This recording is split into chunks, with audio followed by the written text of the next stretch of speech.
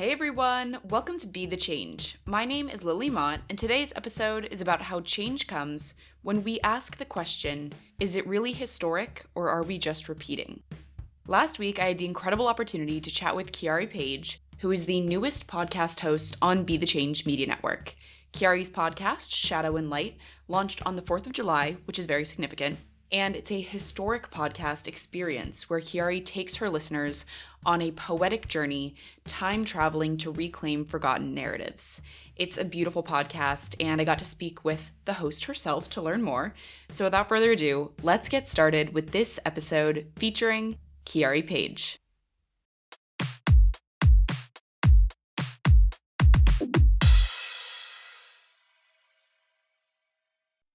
Hey everyone, I'm Keyari, and I'm a podcast producer, radio presenter, and content producer as well. And essentially, I do a little bit of everything in podcasting, from production, from editing, from sound design to music producing, all of that good stuff.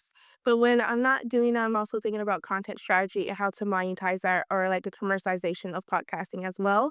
So that's going into working with B2B organizations in freelance positions, pitching them and showing them how they could do their own branded content podcasts, or how to go into other organizations and pitch themselves as partnerships in advertisements. So that's a little bit about me.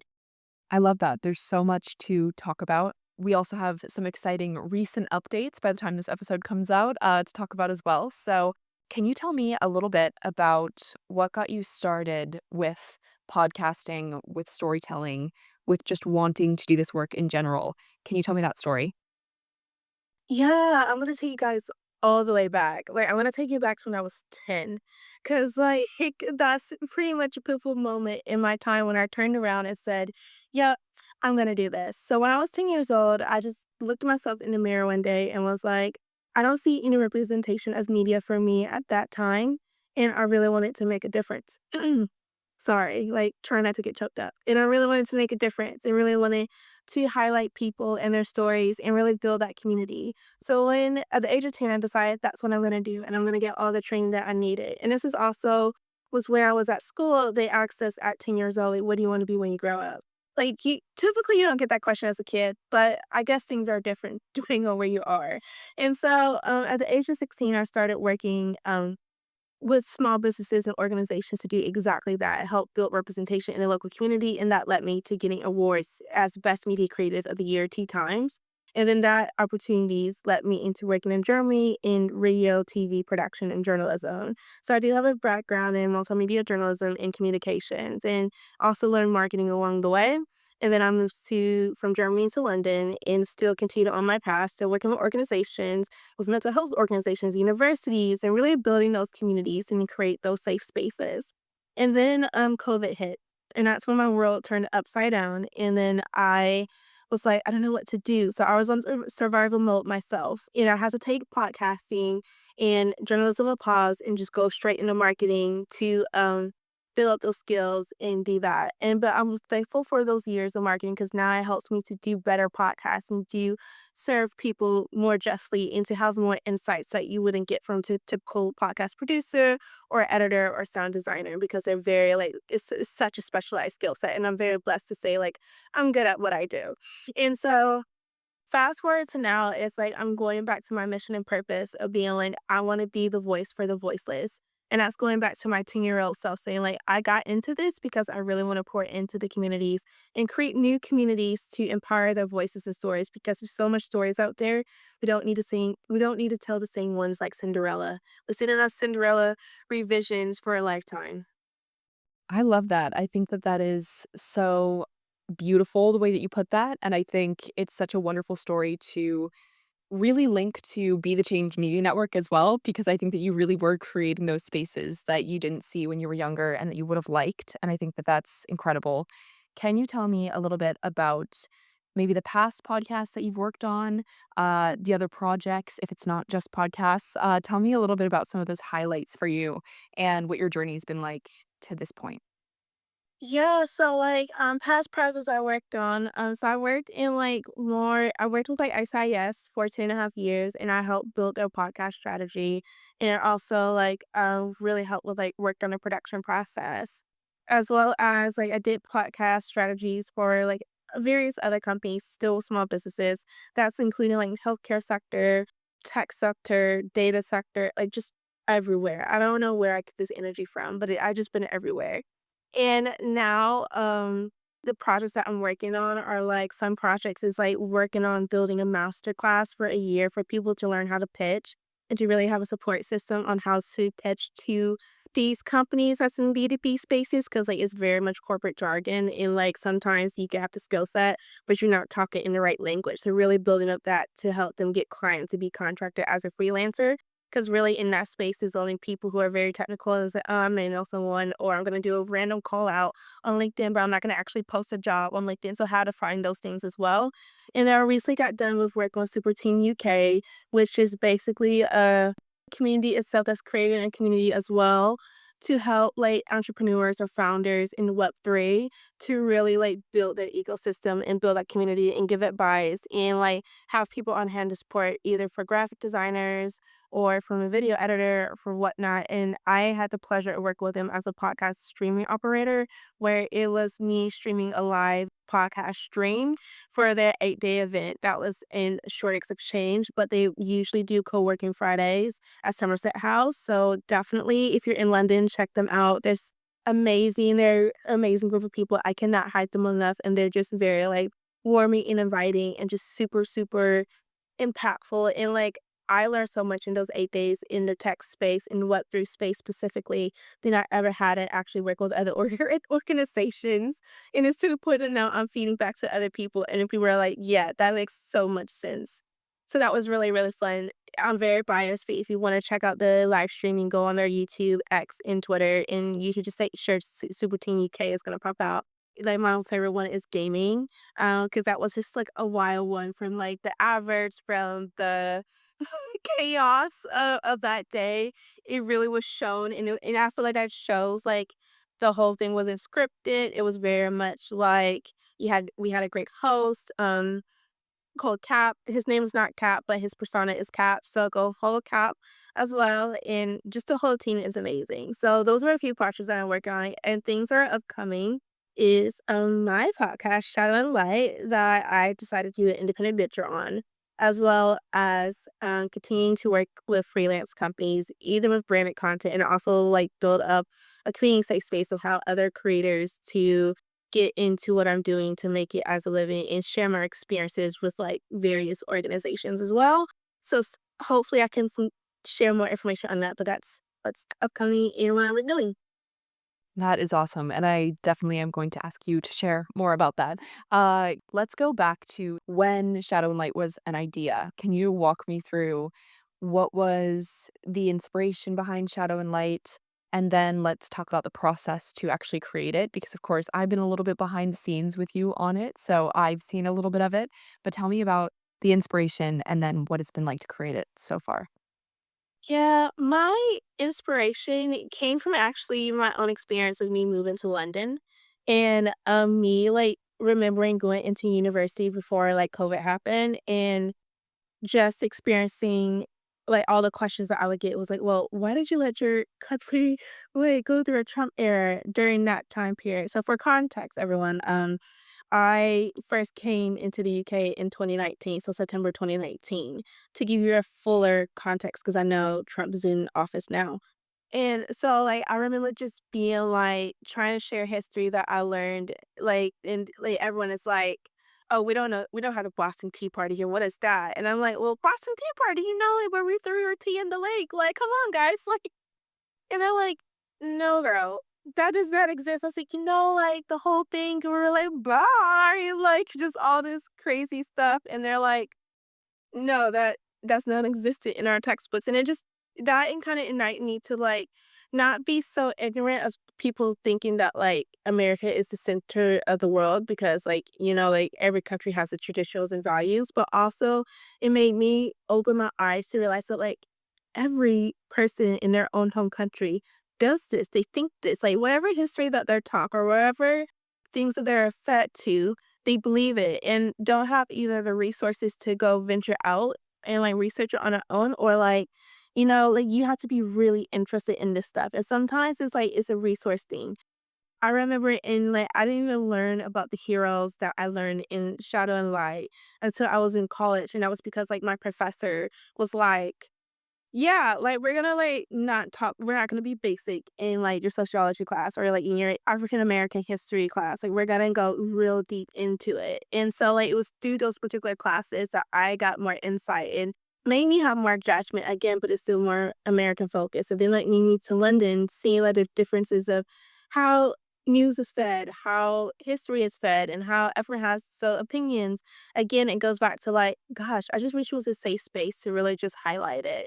And so, like, it draws for personal experience and being like, yeah, I'm gonna start from what I know from America, but it's gonna eventually evolve into being like from different countries and whatnot. Because I'm very ambitious with this podcast. It's like I see it growing so big, and I believe it's gonna grow so big that like one day I'm gonna be doing like live shows of this, or like one day it's gonna be me specifically going to these countries and it's gonna turn video.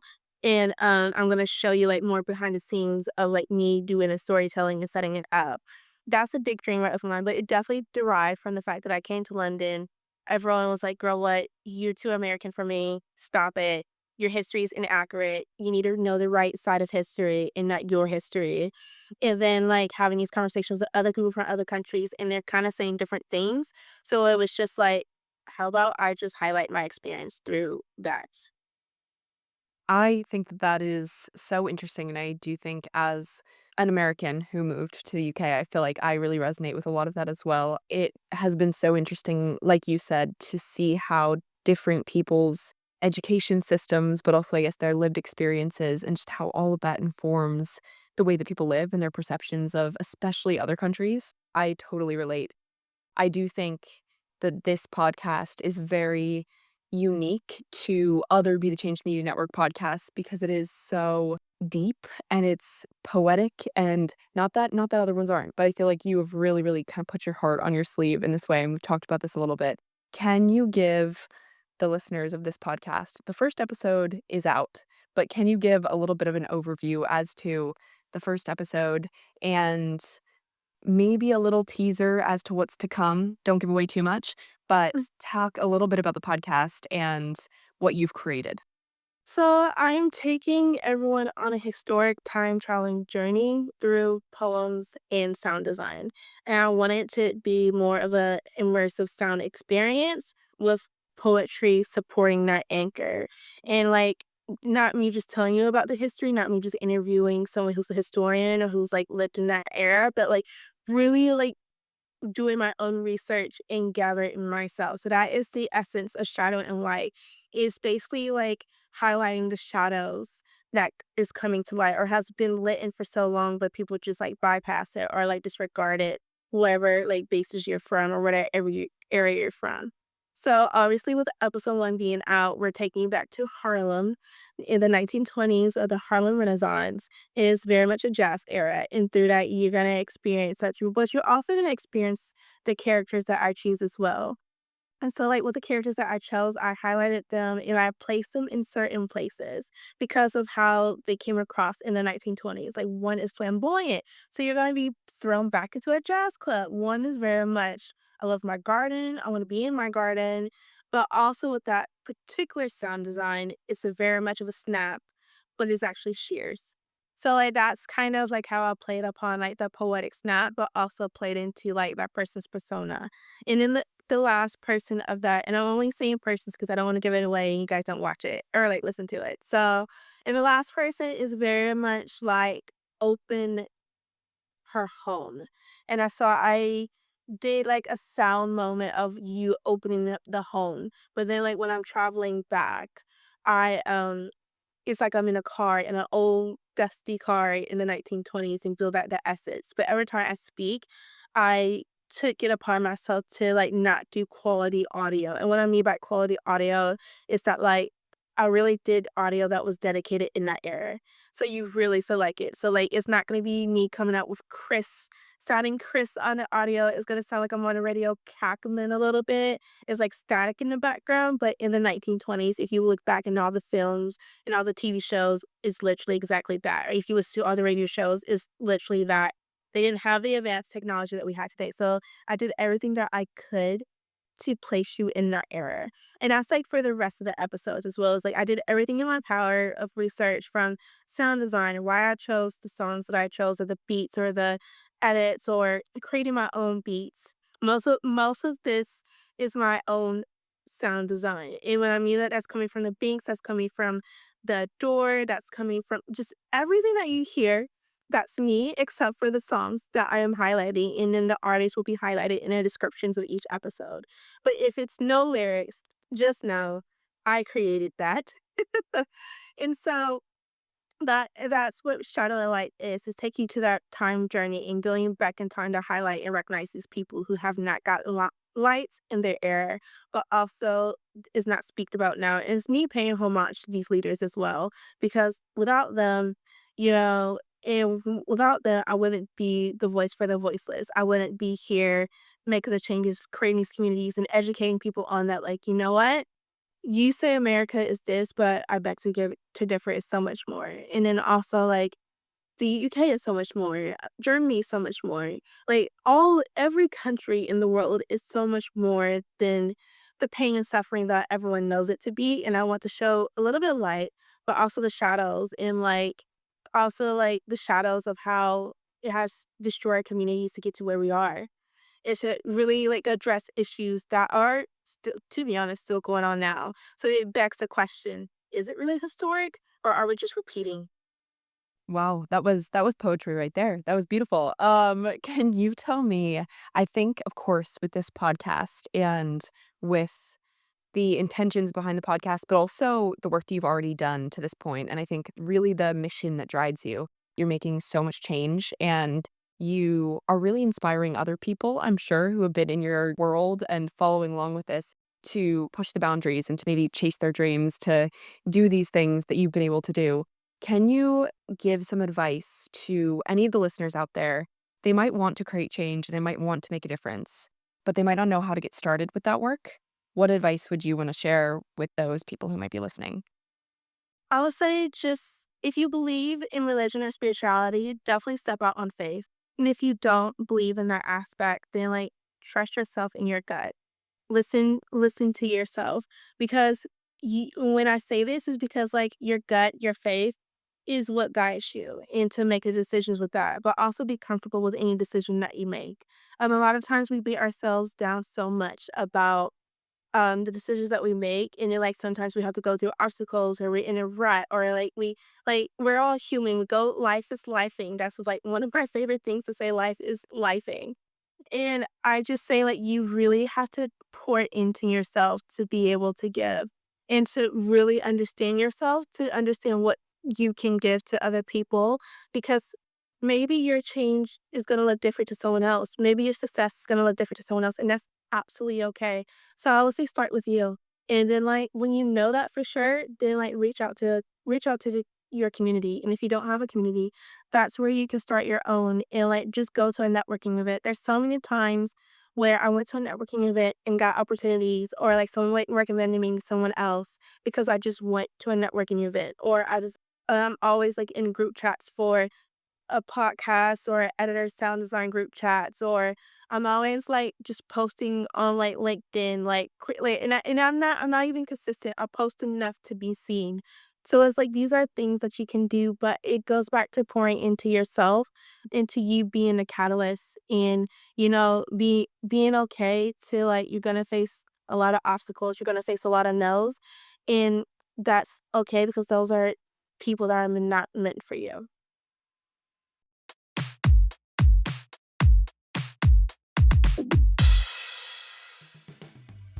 I really enjoyed talking with Keyari because I think she has such an incredible perspective and passion for her work, especially for her new podcast. I am so thrilled that Shadow and Light is now live, so you can go check out Shadow and Light right after we wrap up this episode. Keyari shared so many great pieces of wisdom throughout our conversation, but I think my favorite piece of our conversation was when she talked about different people's perceptions of their own country's history and how important it is that we try to understand each other's histories and perspectives. So, as we face a lot of troubling situations around the world at the moment, and many of us might be struggling to try to figure out why or how these things are happening, I think that Keyari's podcast is launching at the perfect time, and I got to feature Keyari at the perfect time as well. To wrap up this episode, I'm going to challenge you to keep this one bit of our conversation in mind.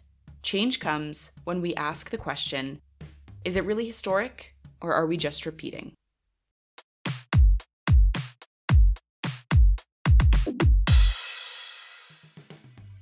Thank you so much for listening to this episode, and you can find Keyari on Instagram and LinkedIn, and I included those links in the description of this episode, as well as the links to listen to the Shadow and Light podcast.